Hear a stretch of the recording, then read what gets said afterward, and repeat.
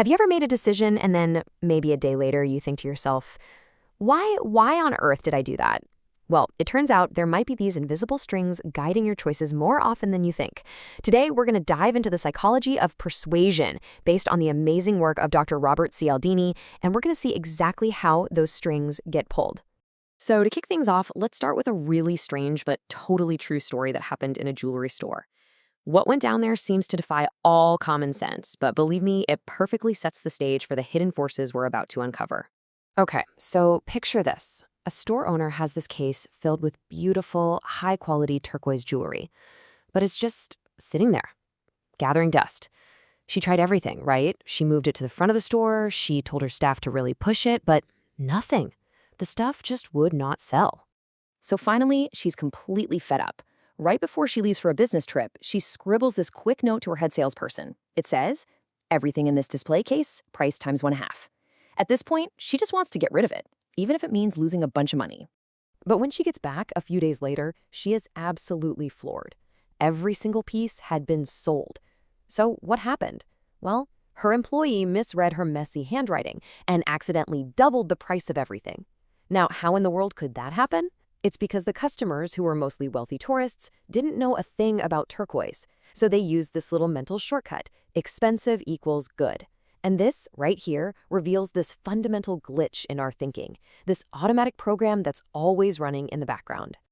So that whole crazy story, it's not really about shopping. It's about how our brains have to use these little shortcuts to get through a really complex world. Cialdini has a great name for this automatic response. He calls it the click-whir response.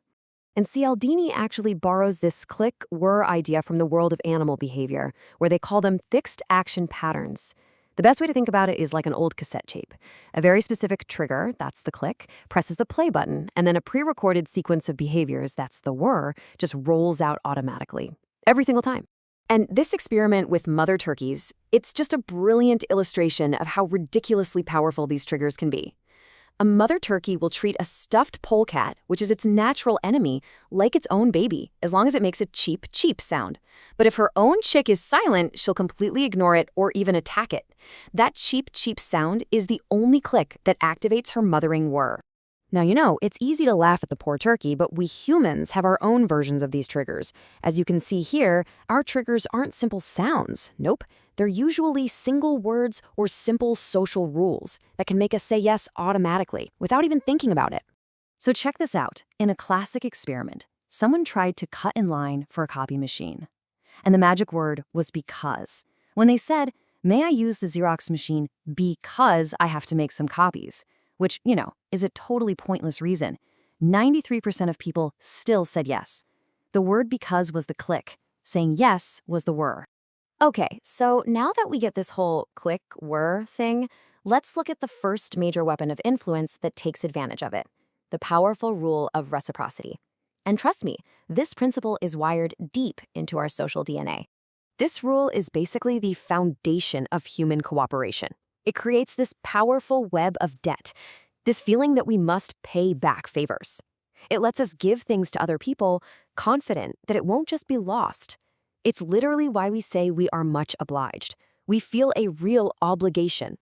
They figured out that even a gift you don't want creates this powerful and frankly uncomfortable need to give something back. People would take the flower, feel that sense of obligation, and then give a donation just to get rid of that feeling of debt. A lot of them would just throw the flower in the trash a few steps later. Now, this next tactic is even more clever, and I guarantee you've experienced it. It's called rejection, then retreat. It's not about a gift. It's about a concession. So when the Boy Scout backs down from his big $5 request to a smaller $1 request, you feel this intense social pressure to meet his concession with a concession of your own, which means changing your no to a yes. Okay, so the next big weapon of influence isn't about owing other people, it's about owing ourselves. It's called commitment and consistency.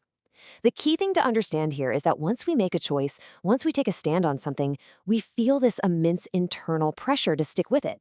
We have this deep, deep need for our beliefs and our actions to be consistent. Just look at these numbers. The difference is absolutely staggering. And it all comes from this really simple but fascinating experiment that shows just how powerful a tiny initial commitment can be in locking down what we do later. Let me explain what happened. So in the first scenario, there was zero interaction. An actor just puts down his towel and his radio and walks away. When a second actor, playing a thief, comes and grabs the radio, only 4 out of 20 people, that's just 20%, did anything to stop him. But in the second scenario, the actor made one tiny change. Before he walked away, he just asked the person nearby, "Hey, please watch my things." Now, when the thief showed up, 19 out of 20 people, that's 95%, became what Cialdini calls virtual vigilantes, some of them literally chasing the thief down the beach. That one tiny verbal commitment changed everything. They were caught in their own consistency trap. And Leonardo da Vinci just nailed the essence of this whole principle. A small, innocent-looking commitment, that's the key. Once that little door is opened, it becomes so much harder to close it later on. So you're probably thinking, okay, this is all a little scary. With all these powerful psychological forces working on us, how do we defend ourselves without becoming total cynics who just refuse every favor and avoid every little commitment? The answer isn't to just build a fortress around yourself and reject everything. I mean, that's no way to live. The real key is just awareness. It's about training your brain to recognize these tactics when they're being used on you and not for you. It's really just a mental switch. The moment you realize that a favor is actually a sales trick, the rule of reciprocation just loses all its power over you.